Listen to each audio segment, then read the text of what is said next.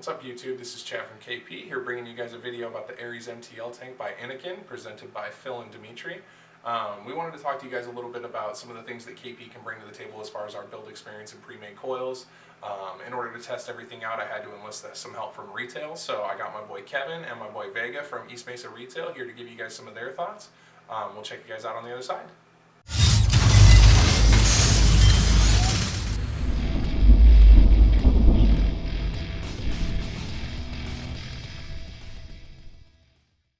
Alright guys, I wanted to introduce you guys to Kevin Ringel and Israel Vega from our East Mesa retail store. We had to do a lot of testing with this tank when it came in, so I wanted to enlist the help of two of my favorite retail employees to help out with it. Kevin, how long have you been vaping for, and what were you vaping on before you got the Ares? So I've been vaping for about 5 years now. Before I got the Ares, I was using my SX Mini M class with a Hadley on top. Yeah, me too, Hadley. What about you, Vega? I was using a series box with a Kennedy 24 on top. Yeah, so just a little bit different. Absolutely, it's a whole different world. So we've had these things for probably about 8 days. We've been testing them for a good solid week. Tried a whole bunch of different pre-made coils in them, different wicking styles, different ways to build it manually, using the different tools involved, and we feel like we're prepared to give you guys a little bit of that information that we found out going throughout it. Kevin, what was your favorite part about the tank when you were checking it out? So my absolute favorite part about this tank, I didn't notice it right off the back. I noticed it when I was cleaning the tank, switching juices. It's actually right under the top cap. When you open up to fill it, if you look underneath, there's a little heart with P plus D for Phil Basardo and Dimitri. And I really, really like that. I thought it was really cute and adorable. Awesome. And Vega, what was your favorite part about it? I know you said you liked the build quality the other day. Oh yeah, the build quality on this has to be my favorite part. It's super easy to build on, just a breeze. Yeah, and it's got some extra features in there too, which we'll dive down and show you. It's got the little blocks to keep the wick away from the center hole, the air hole, and everything like that. Kevin, you said you were using it in temp mode quite a bit too? Yeah, so I've tried a couple different KP pre-made coils. Anything from Staggertons to fused Claptons, even just micro coils. I think my favorite for temp control has to be some stainless steel fused Claptons or stainless steel 26 gauge space coils. Yeah. Really, really digging that. Yeah, what about you, Vic? You don't use much temp control, do you? You know, I don't use temp control. You're using Canthal, right? Yeah, Canthal and Nichrome is usually my go-to. And I will say, using higher up coils, like a Space 26 gauge Canthal, has been my favorite build so far.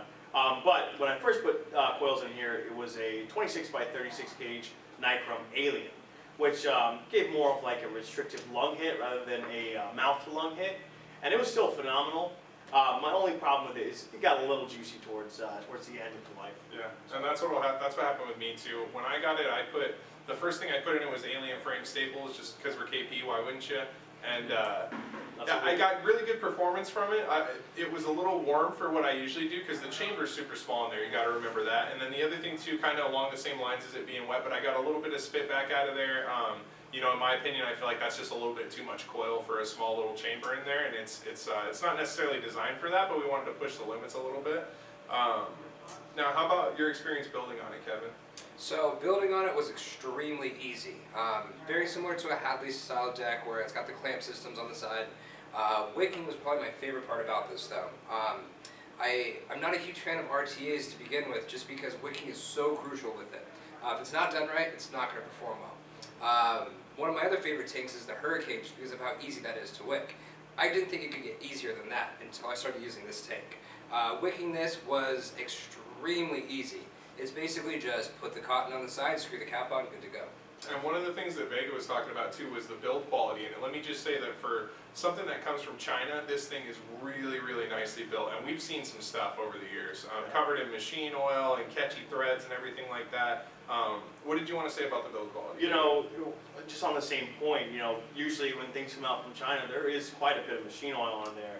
And with this, you know, with a quick little rundown of soap and water and scrubbing it down with, drying it off with a paper towel, almost no residue on there, which I thought was phenomenal. Yeah, and they did it the right way. They got it manufactured in China, but they got the quality control, at least what we've seen from our quality control, of something that was done American and then with some design features of American too, which plays into its price point at the end too. Absolutely, and I think it does give you the quality of a higher end tank coming at a higher end cost, but at a lower, more affordable cost rate to it. Yeah, and the other thing that you could do too is maybe if you have someone that's interested in a mouth-to-lung vape right now, or maybe they've just switched over to vaping and they're starting with something small.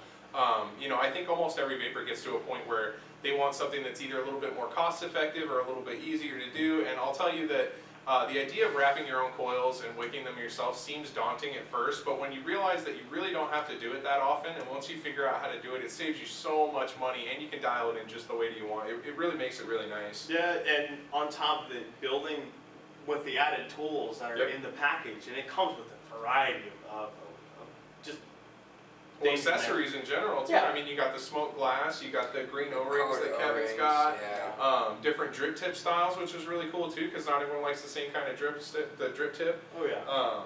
Yeah, there's a lot of good things going on in this too. You know, I wish one thing that they would have added was pink O-rings. Yeah, some peak O-rings would have been nice. 22 mil would have been nice too. Yeah. But I understand from the video that they might be working on that.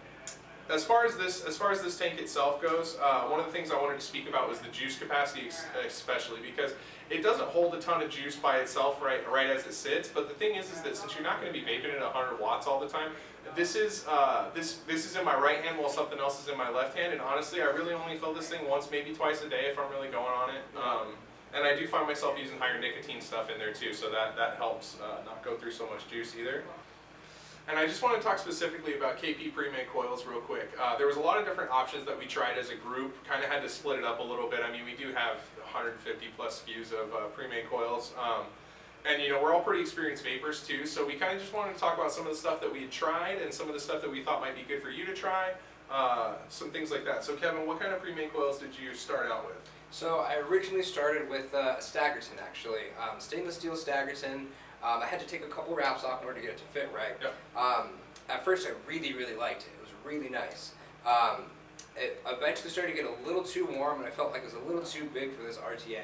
After that I tried some stainless steel fused Claptons and a little bit more smaller gauge, about 28 with 36 I believe it was, and I was starting to like that a lot more. Was doing it in temp control, really liked that. Wanted to see what else this tank could feature, so I did some 26 gauge stainless micro coils, and I think either that or the fused Claptons were my favorite.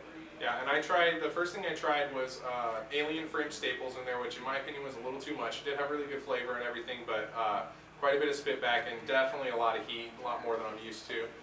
Tried fused Claptons in there, which I really liked. I've always been a fan of fused Claptons. I feel like, especially if you get smaller ones like 26 gauge, 28 gauge as your core, you're not going to get too hot in there and you're going to still get the really good benefits of having an advanced build, maybe like some 30-40s, stuff like that. And I've also honestly had a lot of success with just a standard build too, just a 26 gauge micro coil spaced.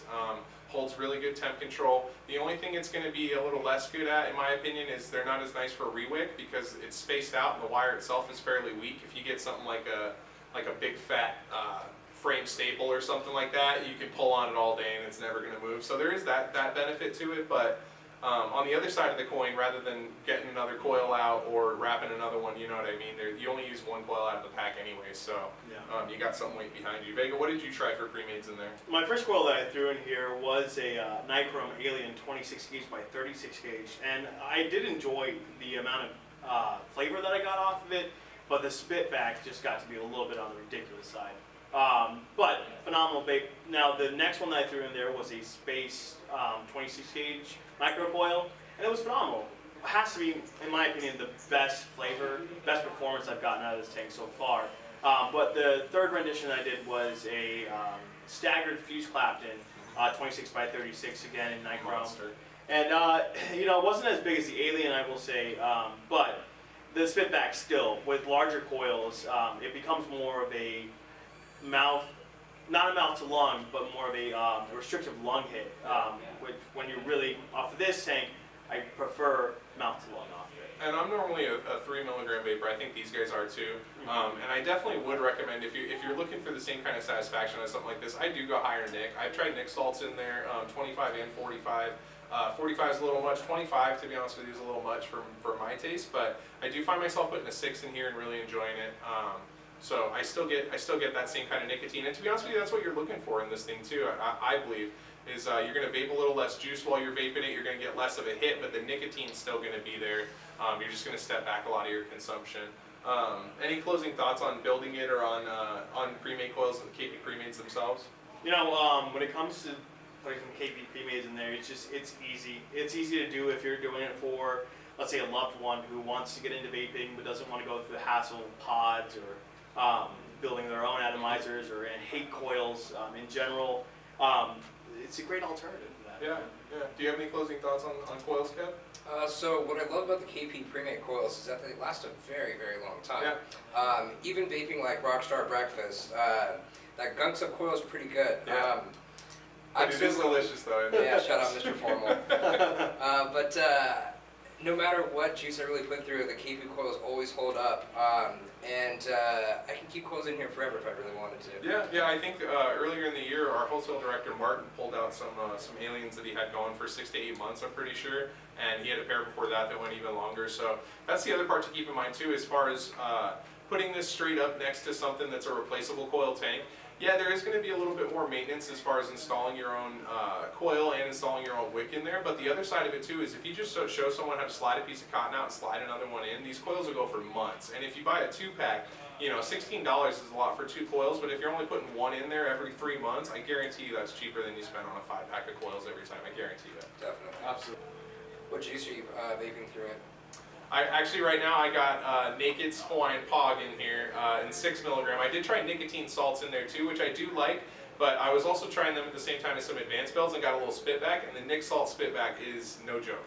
Yeah, I will say for alien wire or any like extensive builds that you put in there, you're gonna get some spitback, plain and simple. And with salt-based nicotine, it is really bad. It tastes on there. It's brutal.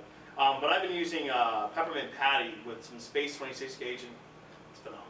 Yeah, really, really good vape. Very, very good. 25 milligrams. It's easy to vape off, man. Do you guys have any, Kevin? Do you have any closing thoughts you want to say on the tank? All around, I think it's an awesome RTA for an affordable price, especially because it's authentic too. I mean, Yep. if clones were to come out, I really don't see the need to buy one. Just because the build quality on this is so awesome. Wicking's easy, flavor's great off of it, temp control works well off of it. I really don't have many complaints about this tank. And why would you need a clone for a $40 device? Exactly, Clone's 20. exactly. I mean, what sense does that make? Vega, do you have any closing thoughts on the Ares MTL platform series by Innokin? You know, honestly, coming from almost like a cloud chasing background, I didn't really think I'd like this tank a lot, and I found that for a mouth-along vape, it is phenomenal. It's easy to build on, which is my biggest concern, and the flavor off it is amazing. On top of it, the looks of this guy, they're clean, they're cut, they're simple, and it's phenomenal. I love it. Yeah, really, really pleasantly surprised with this tank. So great job, Phil. Great job, Dimitri, and we'll see you guys on the other side. Alright guys, just kind of wanted to wrap everything up here about the Ares MTL tank. You know, like the guys were saying, there's a lot of stuff that works in here, but if you keep to the more simpler stuff as far as advanced builds, you'll be really nice. Regular Claptons, fused Claptons are going to be really nice, and just standard builds in there too. Keep in mind the difference between the fused Clapton and the standard coil. The fused Clapton is going to give you a little bit better flavor overall, but another thing that it's going to do is it's also going to give you a little rigidity on your coil. So if you're maintaining this for someone else, it's really easy to slide the cotton in and out, and you can also show them too, and they don't have to be afraid of yanking it around or anything like that or messing it up. But you know, in closing, great job, Phil and Dimitri. This thing is an absolute killer, especially for the price. Pair it up with some KP pre-made coils, and you're off to the races. If you have any questions, let us know. Check out the links in the description. Like, subscribe, all that good stuff. And we'll catch you next time, guys. Thank you.